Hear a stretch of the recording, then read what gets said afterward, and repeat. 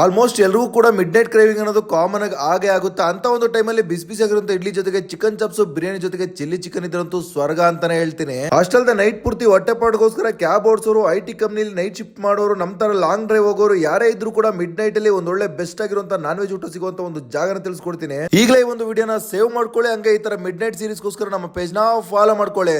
ನಾವಿವತ್ತು ಚೆನ್ನೈಯಿಂದ Bengaluru ಬರೋದ್ರಲ್ಲೇ mid night ಆಗಿತ್ತು, ಸಿಕ್ಕಾಪಟ್ಟೆ ಕ್ರೇವಿಂಗ್ ಬೇರೆ ಆಗಿತ್ತು. ಎಲ್ಲಾದ್ರೂ ಒಂದೊಳ್ಳೆ ಊಟ ಮಾಡೋಣ ಸಿಂಗ್ಸಂದ್ರ ಮೆಟ್ರೋ ಕೆಳಗಡೆ ಇರುವಂತ ನಮ್ಮನೆ ಊಟ ಅನ್ನೋ ಒಂದು ಜಾಗಕ್ಕೆ ವಿಸಿಟ್ ಮಾಡಿದ್ವಿ. ಇಲ್ಲಿ ನಿಮ್ಗೆ ಇಡ್ಲಿ ಕಾಂಬಿನೇಷನ್ ಗೆ ಚಿಕನ್ ಚಾಪ್ಸ್, ಬಿರಿಯಾನಿ ಕಾಂಬಿನೇಷನ್ ಗೆ ಚಿಲ್ಲಿ ಚಿಕನ್ ಅಂತ ಕೊಡ್ತಾರೆ. ಎಲ್ಲ ಕೂಡ ಬಿಸಿಯಾಗಿರುತ್ತೆ, ಬಿಸಿ ಬಿಸಿಯಾಗಿ ತಿನ್ನಕ್ಕಂತೂ ಮಿಡ್ ನೈಟ್ ಅಲ್ಲಿ ಸೂಪರ್ ಆಗಿರುತ್ತೆ.